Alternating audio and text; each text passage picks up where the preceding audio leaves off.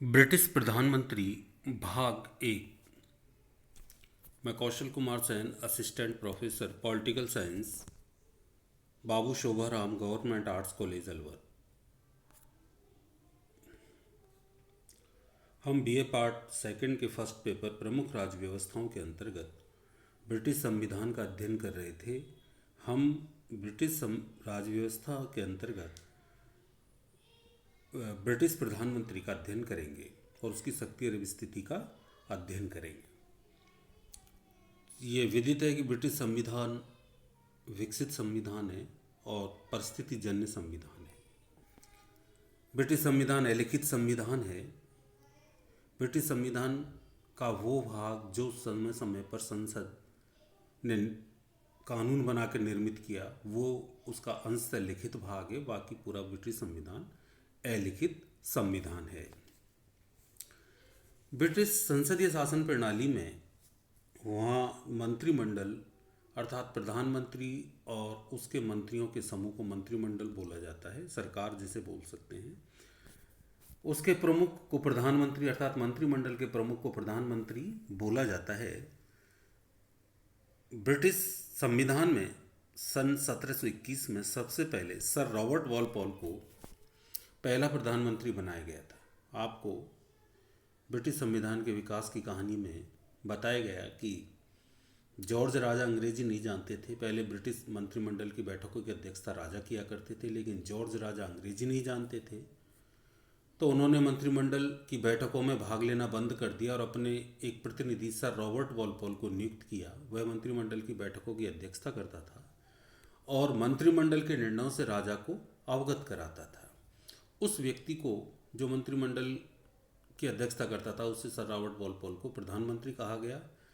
उसके बाद एक परंपरा पड़ गई कि मंत्रिमंडल की बैठकों की अध्यक्षता राजा न करके जो व्यक्ति करता था उसे प्रधानमंत्री कहा गया।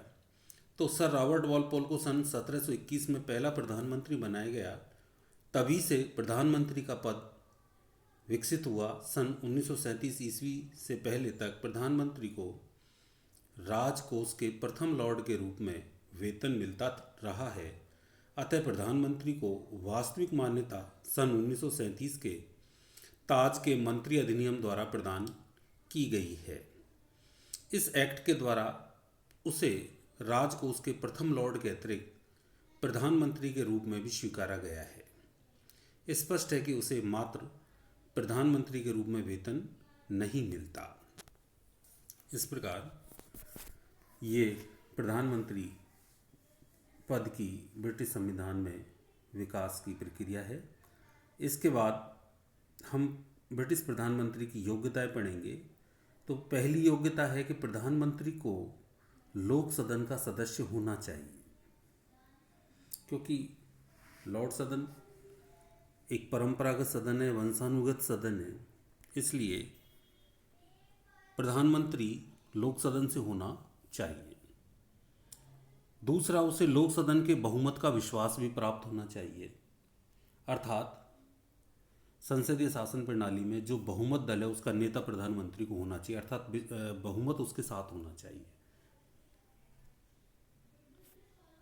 क्योंकि वह लोक सदन का सदस्य है। इसलिए वह ब्रिटिश नागरिक भी होना चाहिए। ये एक योग्यता है जो ऑटोमेटिकली निकल के आती है कि यदि वह क्योंकि वह लोक सदन का सदस्य होता है तो डेफिनेटली वो ब्रिटेन का नागरिक भी होगा। प्रधानमंत्री की नियुक्ति राजा द्वारा की जाती है, किंतु अधिकांश मामलों में यह एक औपचारिकता मात्र होती है, क्योंकि लोक सदन में जिस दल का स्पष्ट बहुमत होता है उसके नेता को राजा प्रधानमंत्री पद पर नियुक्त करता है। संसदीय शासन प्रणाली में मैंने पहले भी आपको बताया था कि संसद में अर्थात लोक सदन में जिस दल का बहुमत, वहाँ दो दल हैं,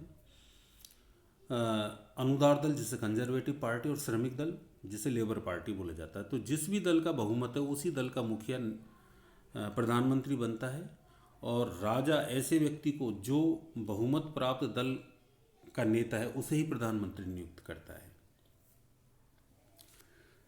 इंग्लैंड में प्रधानमंत्री का आवास 10 डाउनिंग स्ट्रीट है। प्रधानमंत्री के कार्य, अधिकार एवं शक्तियाँ। पहला है मंत्रिमंडल के रूप में। प्रधानमंत्री मंत्रिमंडल के संदर्भ में विशिष्ट कार्य करता है और उसे विशिष्ट अधिकार एवं शक्तियां प्राप्त हैं। अतः मंत्रिमंडल के लिए विशिष्ट शक्ति होने के कारण लास्की ने उन्हें कहा है कि प्रधानमंत्री मंत्रिमंडल रूपी मेहराव की आधारशिला है। वह इसके निर्माण, संचालन तथा अंत में केंद्रीय भूमिका रखता है।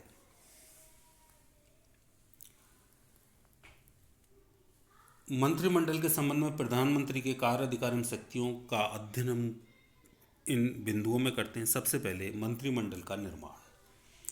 प्रधानमंत्री अपने मंत्रिमंडल की जो सूची सम्राट को सौंपता है वह उसे उसी रूप में स्वीकार कर लेता है। प्रधानमंत्री अपने मंत्रिमंडल में उचित योग्यता वाले मंत्रियों को स्थान देता है, किंतु व्यवहार में प्रधानमंत्री को अपने दल के प्रभावशाली नेताओं को मंत्रिमंडल में स्थान देना होता है, चाहे वे उसके विरोधी विचारधारा वाले व्यक्ति हों।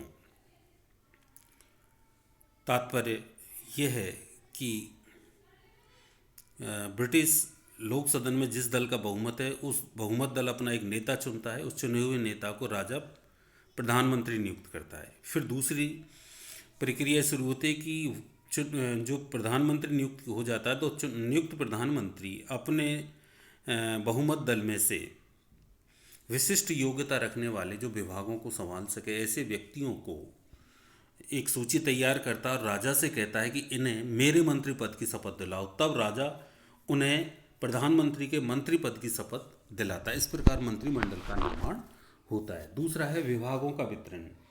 प्रधानमंत्री विभागों के वितरण में मंत्रियों की योग्यता, क्षमता, वैयक्तिक अभिरुचि को पर्याप्त महत्व देता है और इस विषय में उसका निर्णय अंतिम होता है। तीसरा है मंत्रिमंडल की बैठकों की अध्यक्षता। जब भी मंत्रिमंडल की बैठकों की अध्यक्षता होती है, जब भी मंत्रिमंडल की बैठकें होती हैं, उनकी अध्यक्षता ब्रिटिश प्रधानमंत्री द्वारा की जाती है।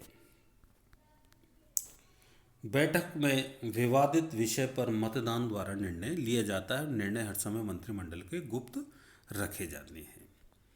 मंत्रियों की पद मुक्ति।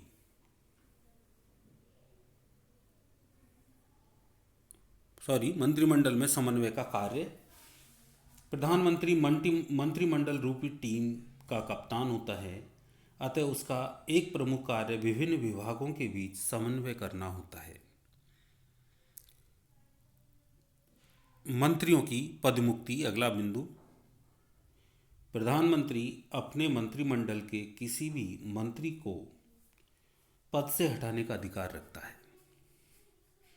प्रधानमंत्री को अपने मंत्रिमंडल के पुनर्गठन का अधिकार होता है और प्रधानमंत्री मंत्रिमंडल के निर्माण की तरह ही उसके अंत का भी अधिकार रखता है।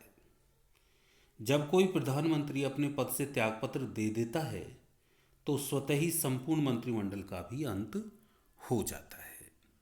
इस प्रकार प्रधानमंत्री मंत्रिमंडल के निर्माण, विभागों के वितरण, मंत्रिमंडल की बैठकों की अध्यक्षता, विभागों के बीच समन्वय और मंत्रिमंडल के अंत में महत्वपूर्ण भूमिका निभाता है।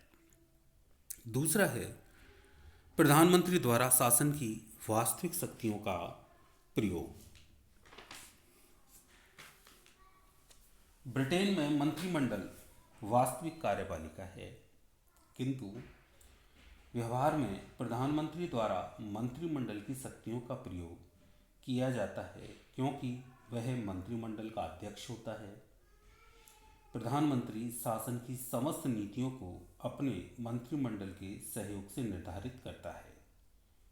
विदेश नीति से संबंधित सभी महत्वपूर्ण घोषणाएं स्वयं प्रधानमंत्री द्वारा की जाती हैं, चाहे उनके पास विदेश मंत्रालय हो या नहीं हो। अर्थात विदेश मंत्रालय सीधा प्रधानमंत्री के नियंत्रण में रहता है। वह वित्त मंत्री के माध्यम से वार्षिक बजट बनवाता है, उस पर नियंत्रण करता है, शासन के समस्त महत्वपूर्ण पदों पर नियुक्तियां तथा राजकीय सम्मानों व उपाधियों के वितरण के बारे में अंतिम निर्णय प्रधानमंत्री द्वारा ही लिया जाता है।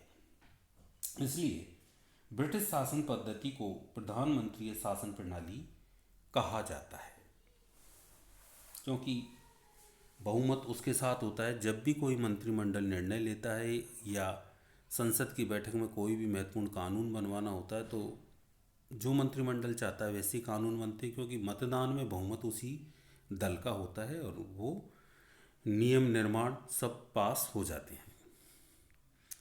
तीसरा है राजा का प्रमुख सलाहकार तथा राजा व मंत्रिमंडल के बीच कड़ी। ये परंपरा पड़ी तो ऐसी थी कि शुरू में मैंने जैसे बताया कि सर रॉबर्ट वॉलपोल जो अध्यक्ष बनाए गए थे, तो वो मंत्रिमंडल के निर्णयों से राजा को अवगत कराते थे, क्योंकि राजा तो अंग्रेजी जानते नहीं थे और उन्हें सर रॉबर्ट वॉलपोल को मंत्रिमंडल की अध्यक्षता करने का अधिकार दिया गया। और तो सर रॉबर्ट वॉल जो भी मंत्रिमंडल के निर्णय होते थे उनसे राजा को अवगत कराते थे। तभी से परंपरा पड़ गई कि प्रधानमंत्री मंत्रिमंडल और राजा के बीच एक कड़ी के रूप में कार्य करते हैं। प्रधानमंत्री राजा के सभी राजकीय कार्यों में उसका प्रमुख सलाहकार होता है। राजा समस्त परमाधिकारों के प्रयोग में पहले न केवल प्रधानमंत्री की राय लेता है, अपितु प्रधानमंत्री की राय के अनुसार कार्य करने को भी बाध्य होता है। प्रधानमंत्री का यह कर्तव्य है कि वह समय समय पर राजा को मंत्रिमंडल द्वारा लिए गए निर्णयों एवं उसकी योजनाओं के बारे में सूचित करे। प्रधानमंत्री का यह भी दायित्व है कि वह जब किसी समस्या पर राजा से विचार विमर्श करे तो इस स्थिति में मंत्रिमंडल को भी अवगत कराए। इस प्रकार वह राजा और मंत्रिमंडल के बीच कड़ी के रूप में कार्य करता है। चौथा है लोक सदन का नेतृत्व। विद्यार्थी ध्यान रखेंगे कि ब्रिटेन में संसदीय शासन प्रणाली है और संसदीय शासन प्रणाली में संसद में अर्थात लोक सदन में जिस दल का बहुमत होता है उसी दल का मंत्रिमंडल होता है। तो प्रधानमंत्री मंत्रिमंडल की तो अध्यक्षता करता ही, वह साथ ही वह बहुमत दल का भी नेता होता है। इसलिए लोक सदन में उसी का नेतृत्व चलता है। जब भी लोक सदन की बैठक होती है तो उसमें उसका नेतृत्व प्रधानमंत्री द्वारा ही किया जाता है। प्रधानमंत्री मंत्रिमंडल के सभी महत्वपूर्ण निर्णयों की घोषणा लोक सदन में करता है। लोक सदन में प्रशासन की सामान्य आलोचना का जवाब स्वयं प्रधानमंत्री देता है। प्रधानमंत्री विधायी क्षेत्र में लोक सदन का नेतृत्व करता है। सभी प्रकार के विधेयक प्रधानमंत्री की देखरेख में तैयार किए जाते हैं। प्रधानमंत्री के निर्देशानुसार ही वित्त मंत्री लोक सदन में बजट प्रस्तुत करता है। विदेश नीति के बारे में सदन को महत्वपूर्ण जानकारियां देता है। सदन के अध्यक्ष एवं विरोधी दल के नेता से मिलकर प्रधानमंत्री संसद के सत्रकाल तथा संसद की कार्यसूची को तय करता है। आवश्यकता पड़ने पर लोक सदन को भंग करने की सलाह राजा को देता है। इस प्रकार लोक सदन का नेतृत्व भी प्रधानमंत्री द्वारा ही किया जाता है। अगला बिंदु है उपाधि, नियुक्ति और संरक्षण। सिद्धांत रूप में उच्च पदों पर नियुक्तियां, विभिन्न उपाधियों के वितरण तथा विभिन्न संरक्षणों का स्रोत राजा को माना जाता है, किंतु स्थापित परंपरा के अनुसार राजा सदैव ही अपने इस अधिकार का प्रयोग केवल प्रधानमंत्री की सलाह से करता है। यद्यपि ये राजा के अधिकार हैं, लेकिन राजा इन अधिकारों का प्रयोग प्रधानमंत्री और उसके मंत्रिमंडल की परामर्श अनुसार करता है। अंतर्राष्ट्रीय सम्मेलनों में प्रतिनिधित्व। व्यवहार में प्रधानमंत्री विदेश मंत्री के होते हुए भी विदेश नीति का निर्माता व संचालक होता है। और उसे ही विदेश नीति की सफलता एवं असफलता के लिए उत्तरदायी माना जाता है। इस प्रकार विभिन्न अंतर्राष्ट्रीय सम्मेलनों में प्रधानमंत्री ब्रिटेन का नेतृत्व करता है, वह ही सभी महत्वपूर्ण अंतर्राष्ट्रीय समझौतों एवं संधियों पर हस्ताक्षर करता है। अगला है राष्ट्रमंडल के देशों के साथ संबंधों का संचालन। विद्यार्थियों को पता होगा कि राष्ट्रमंडल में वो देश सम्मिलित हैं जो पहले ब्रिटेन के उपनिवेश रहे और स्वतंत्र होने के उपरांत, ब्रिटेन से स्वतंत्र होने के उपरांत उन्होंने ब्रिटेन के साथ एक संगठन बना रखा है। उन नव स्वतंत्र राष्ट्रों ने, जो ब्रिटेन के उपनिवेश थे, उन्हें राष्ट्रमंडल या कॉमनवेल्थ बोला जाता है। तो राष्ट्रकुल के सदस्य राष्ट्रों के साथ ब्रिटेन के संबंध आपसी सहयोग, उपयोगिता तथा लाभ के सिद्धांतों पर आधारित हैं। इन राज्यों के साथ ब्रिटेन के ऐतिहासिक एवं परंपरागत संबंधों के साथ आर्थिक व राजनीतिक संबंध रहे हैं। ब्रिटिश प्रधानमंत्री राष्ट्रमंडल के देशों के साथ निरंतर संपर्क बनाए रखता है और विश्व राजनीति में ऐसी नीति का पालन करने की चेष्टा करता है जो राष्ट्रमंडल की एकता की रक्षा करते हुए ब्रिटिश हितों की रक्षा व वृद्धि में सहायक हो। अगला बिंदु है राष्ट्रीय नायक के रूप में। ब्रिटिश संसदीय प्रणाली में प्रत्येक दल प्रधानमंत्री पद के लिए घोषित अपने नेता को आम चुनाव में एक राष्ट्रीय नायक के रूप में प्रस्तुत करता है। इसलिए जेनिंग्स कहते हैं, आम चुनाव बुनियादी तौर पर प्रधानमंत्री का चुनाव होता है। शेष अगले अंक में। धन्यवाद।